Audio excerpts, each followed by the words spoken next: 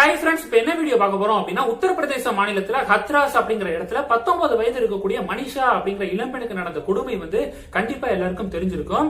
நேத்து முழுவதும் சோசியல் மீடியாவான ட்விட்டர்ல அந்த மனிஷா அவர்களை பற்றிய டாக் தான் போய்க்கு இருந்துச்சு.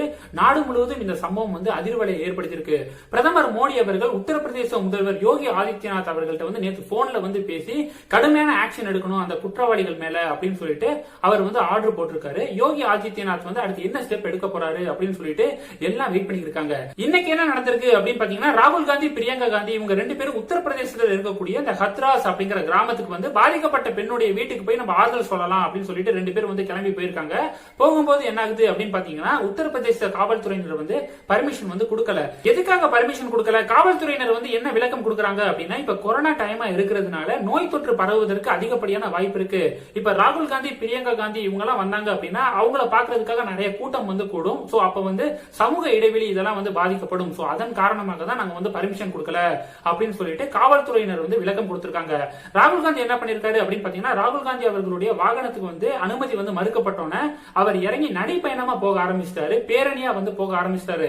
இதனால உத்தரப்பிரதேச காவல்துறையினர் ராகுல் காந்தியை கைது பண்றாங்க. ராகுல் காந்தி அவர்கள் பிரஸ் மீட்ல என்ன சொல்றாரு அப்படின்னு பாத்தீங்கன்னா, காவல்துறையினர் என்னை கீழே தள்ளி விட்டு அடிக்க பாக்குறாங்க அப்படின்னு சொல்லிட்டு ராகுல் காந்தி அவர்கள் ஸ்டேட்மெண்ட் கொடுத்திருக்காரு.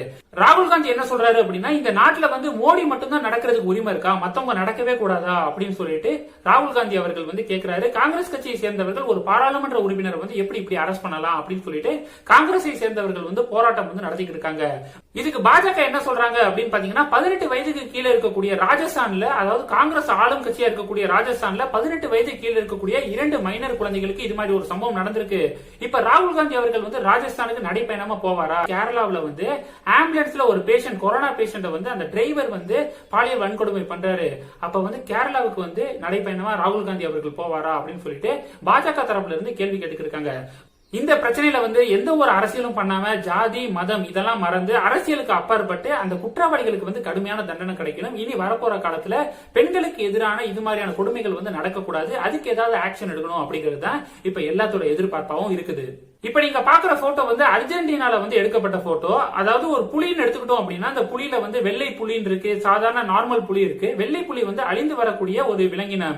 சோ அது மாதிரி இந்த டால்பின் எடுத்துக்கிட்டோம் அப்படின்னா, ரேரான ஸ்பீசிஸ் 1-2 தான் இந்த உலகத்துல இருக்கு. அது மாதிரியான ஒரு இனத்தை சேர்ந்த இந்த டால்பின் அர்ஜென்டினால இந்த மக்கள் குளிச்சுக்கு இருக்கும் போது அந்த டால்பினை பார்த்திருக்காங்க.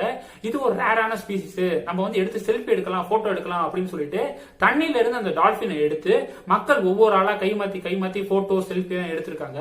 எடுத்து முடிக்கிறதுக்குள்ள அந்த டால்பின் இறந்தே போயிருது. இந்த தகவல் அர்ஜென்டினால நடந்த ஒரு விஷயம். சோ இது எதை சொல்லுது அப்படின்னு பாத்தீங்கன்னா, மக்கள் செல்ஃபி மோகத்துல, போட்டோ மோகத்துல உயிரை கூட மதிக்கிறது இல்ல. அதாவது ஒரு ட்ரெயின் வருது அப்படின்னா ட்ரெயினுக்கு முன்னாடி செல்ஃபி எடுத்து போட்டோ கொடுக்குறாங்க. கடைசியில் ட்ரெயின் மோதி இறந்து போறதை நிறைய இடத்துல பார்க்க முடியுது. ஓகே, இந்த கூடுதல் தகவலையும் உங்கள்கிட்ட சொல்லணும் அப்படின்னு சொல்லிட்டு ஆசைப்பட்டேன். இந்த வீடியோ பிடிச்சிருந்துச்சு அப்படின்னா லைக் பண்ணுங்க, ஷேர் பண்ணுங்க, மறக்காம நம்ம சேனலை சப்ஸ்கிரைப் பண்ணுங்க. நன்றி.